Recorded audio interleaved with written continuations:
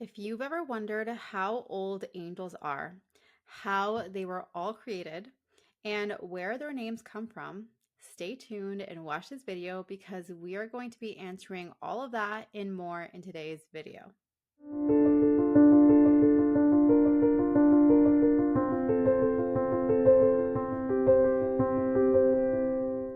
Welcome to this video today. I am so excited to dive into this conversation and to talk more about the angels and when they were created, how they were created, their ages, and their names. This is a question that I received recently in one of my client sessions. And I thought, you know what? This is a really great topic to talk about on the YouTube channel. And I think that we've all been curious before about an angel's age and how they were created, when they were created, and how that all has come to be. And I want to share in this video today my personal experience and understanding about the age of angels, as well as when they were created and how they've come to be. My core experience with all of this is that angels have come through during different time points throughout history, dependent on our level of consciousness and dependent on whether or not we were ready for the level of healing, the frequency that they brought in. As an example, the archangels, they have been around for a long, long time. The archangels have been around pretty much since the beginning of humanity. Whereas the angelic realm, the Herschel angels, they are what I call a newer realm. And not necessarily newer in the sense that they were recently created, but more so newer in the sense that it's only in the recent years that they've actually been more connected to the earthly realm. So when we're thinking about an angel's age, we have to think about when they were created and how long they've existed in the universe, but also how long they've actually been connected and in contact with humans and being able to work with them on this level. And you have to think about when we're humans, when we are incarnated in our human life, we have that spiritual being that is always connected back to the spiritual realms, but we haven't always had the consciousness and the elevated perspective to utilize that to its fullest potential. I think that most people would agree that during this day and age now, that consciousness is rising and we are moving through a part of history where there is a big spiritual awakening that's happening. People are raising their awareness levels. People are more connected spiritually. And so that changes the game. That changes the game in terms of what's possible. And that changes the game in terms of the divine beings that are now able to be in contact with us. And for us, as these physical, dense beings, to actually be able to hold the frequency and the light that they are bringing through. We have to think about ourselves because we are humans, because we have a physical body, that there is a level of capacity that we're able to hold when it comes to light and when it comes to energy, when it comes to these frequencies. And it's all dependent on our soul's journey. So, where our soul is at. And I have a feeling that many, many, many of you who are here in my community who are watching this video, you are an old soul. Therefore, your soul has an increased capacity to hold these higher frequencies. And it's also dependent on your personal journey. It's dependent on your healing. It's dependent on where you're at in terms of your consciousness level and your self-awareness and your connection and all of these things. So there's a lot of nuanced factors here that are dependent on, where we're at personally in our journeys and being able to connect with these higher frequencies. However, as a general rule of thumb, and speaking on it from a collective level, we are definitely, as a collective, increasing our capacity as a whole. And that's why there are angelic realms such as the Herschel angels, such as the cosmic angels that are coming through, that are bringing through these frequencies. And as a side note, other beings, other celestial beings, such as the Arcturians or the Pleiadians, that are able to come through and are able to connect and are able to bring through their healing frequencies because we are actually ready and able to receive it. We're actually prepped. Our body has calibrated, it's attuned to these higher frequencies to be able to receive and then to be able to express that. And we can't force that to happen. It has to be something that we trust in the divine timing and the unfolding, what is happening in our individual journeys and lives that is prepping us to be vessels of light. And those of you who are watching this who identify with the terms light worker or healer or a spiritual leader or anything like that in that capacity, know that your journey right now is prepping you for whatever light you're meant to shine, whatever energy and frequencies you're here to bring and anchor into this planet. And that is a huge reason as to why I believe we incarnate as humans in general, is because we need a physical vessel to be able to fully anchor in that light. That's why we work together. Like our mission as souls, when you think about your purpose, when you think about your mission, your your mission in general, it's something that you're not doing it alone. You're doing it with the divine. You're doing it with the angels. You're doing it with divine beings that are here to support and guide you and the collective, because we're all in it together. We're like a big, big team. And the head boss, the divine God, source, whatever you want to call it, is the CEO, and we are part of this big movement and this big mission. And our souls have signed up for this, and they said, yes, I will be here. I'm gonna sign up for this. I'm gonna do this. So that's kind of like a little bit of a side note when it comes to understanding the different angelic realms, their ages, that they hold different ages and perspectives simply based on their when they were created and how they are here to support us. There are other angelic beings that were actually created later on. Seraphim angels were created later on. There's other healing angels that were created later on. And I do believe that there are other angelic beings, including archangels, that come through later on. And that's why, the main part of my work is focused on the main 15 archangels. But there's other ones that I talk about on my YouTube channel, but that I haven't really talked about as much anywhere else. And the reason why is because they are newer, and so when they come through, they have a different way of working with us. So the other thing to understand about this is that the different angels, the way that we work with them, they all have different roles. And depending on what is needed, whatever the energy or the presence or the guidance that needs to come through, the different angels will have a slightly different level of frequency or expertise, if you want to think of it that way, that will support us in moving through that specific area of life or that specific conversation, whatever that may be.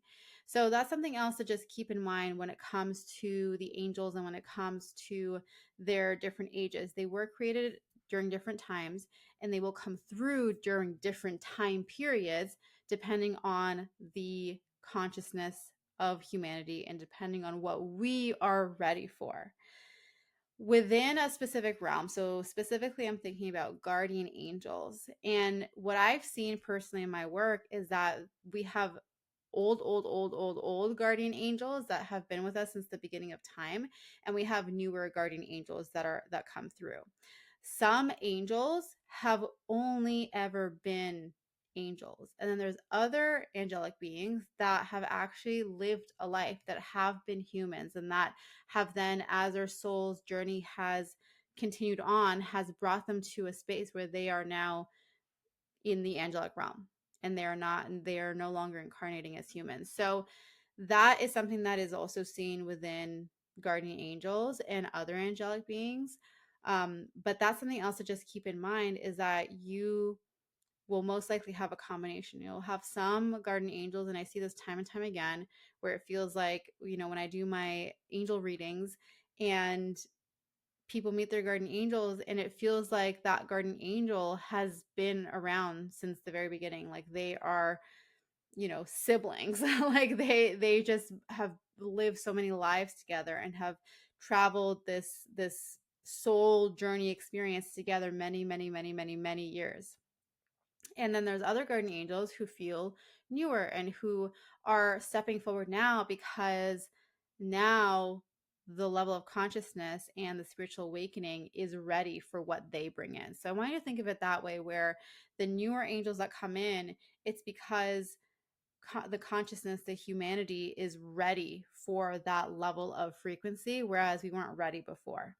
And so that's why still there are angelic beings, like I mentioned, the archangels, who have been with us since the beginning of time, who have seen the evolution of humans. And that's also why I believe that archangels are one of the closer angelic realms, because they are much more connected to the earthly realm versus other angelic beings, such as the cosmic angels, who are not so close to the planet. They're a bit further out, and so therefore it doesn't always feel like they're as close to us as other beings like the archangels or guardian angels. I would say those are the top two that are the closest to us, guardian angels being the closest, and then archangels being next.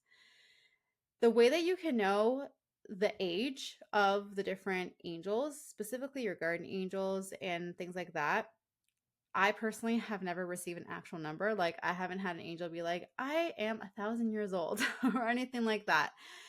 I don't believe that they operate on numbers, because numbers and time, if you think about age, it's related to time.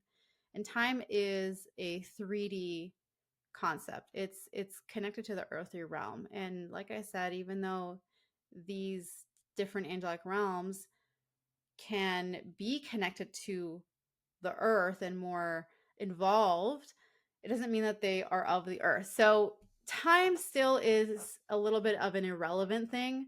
Time is still convenient to talk about because we are humans, because our brains operate that way. But I want you to just keep in mind, you're not necessarily going to receive an answer like, how old are you? I'm 3,000 years old, or anything like that. But more so, you can find the relative experience or the relative knowing of where the angels are, if you think of it as a spectrum. If you think about the older angels, they're, you can feel that they have that ancient wisdom. You can feel that they are have been around for a long time.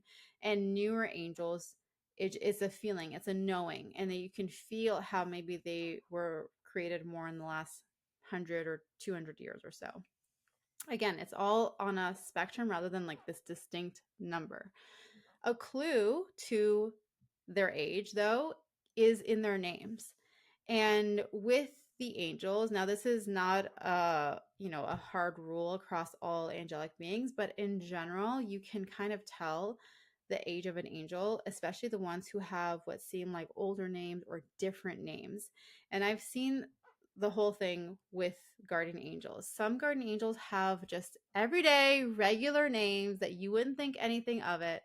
And then other angels have very different, you wouldn't really hear this anywhere else. And it's kind of like, sometimes I'm sitting there, I'm like, okay, how do you spell that? How do you spell that name? Because it's very different. And so their names are chosen really for our benefit at the end of the day.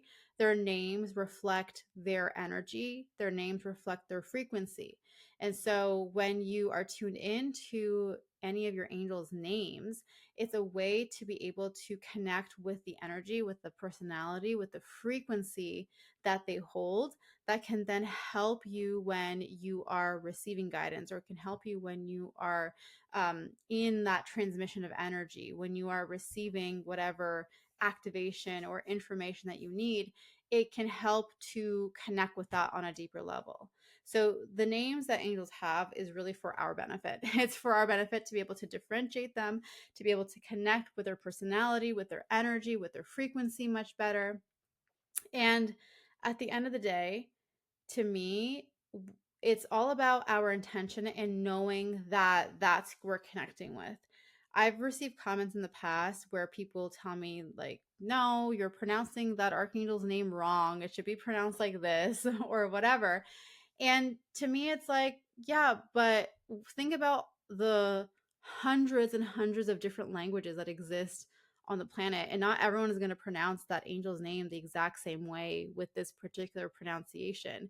And you can't make them wrong for however they might pronounce that specific angel. And so you have to think about how it really, at the end of the day, it's about our benefit. And a common example is the name Michael in English, but in Spanish it's Miguel. And so, you're not going to make someone wrong who's calling him Miguel versus Michael. And so it's one of those things where we have to understand that names are for our benefit. And however we end up calling the angels, or however they approach us specifically with their name, it's going to be for us. It's for our benefit, for our relationship with them, to be able to feel a difference and a deepening in that connection through our unique relationship. So one person can call an angel one way, another person from a different culture can call the same angel slightly different with a different accent or a different way of pronouncing it. And at the end of the day, it's not going to make a difference in the sense that the angel isn't not going to respond to someone else, because from both sides the intention is to connect with that same energy, and that's how that unique relationship is formed. So that's just something else to keep in mind when you are deepening your connection with the angels and you're asking for their name, or you're kind of contemplating on a specific angel's name, is knowing that it's part of your development of your relationship with them. Just like how colors and the way that we perceive them is going to be unique, and it's going to be all adding up or supporting you specifically in the development of your relationship with that angel.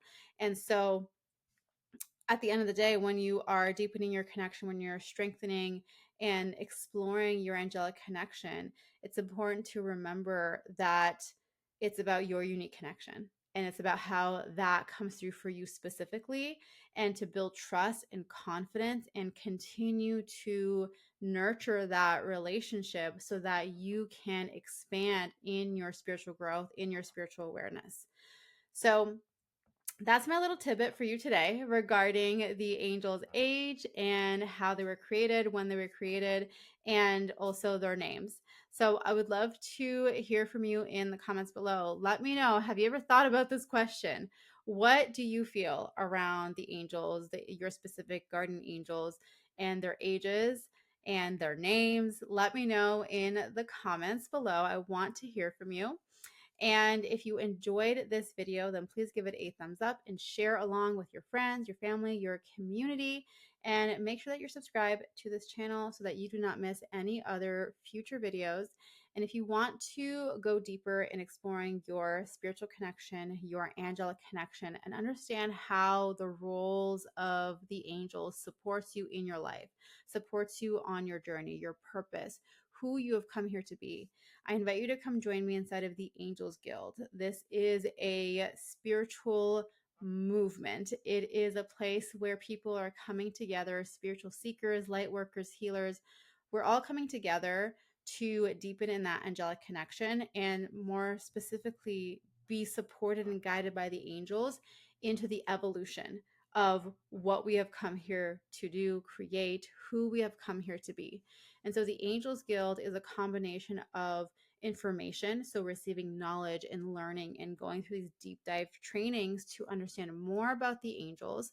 It's about the practical, where you receive different exercises and ways in which you can deepen and connect with the angels, meeting your personal angels, knowing your personal angels' names and all of the ways in which they support you. And then also receiving guidance. Every single month we do an Ask the Angels Q&A, where you are literally receiving personal guidance for your journey, wherever you're at in your journey, whatever it is that you're focusing on. The angels are here to support you. They are here to guide you. And I channel for you every single month, specific to you and your needs. And it's just a beautiful space where everything comes together, and there's this evolution that happens, and there's this expansion that happens in terms of your soul's work, in terms of knowing who you are and knowing how that angelic connection is specifically meant to be utilized and expressed through you in this lifetime. So if you're ready to explore that, if you're ready to go deeper with me, come join me inside of the Angels Guild. I cannot wait to have you and to support you on this path. If you want to learn more, you can go visit the link in the description below this video. And if you have any questions, you can always reach out to me personally on Instagram or through the contact form on my website. And otherwise, that's it. So I cannot wait to hear from you in the comments. I cannot wait to see you in the next video. And until then, I am sending you so much love and angel blessings. Bye.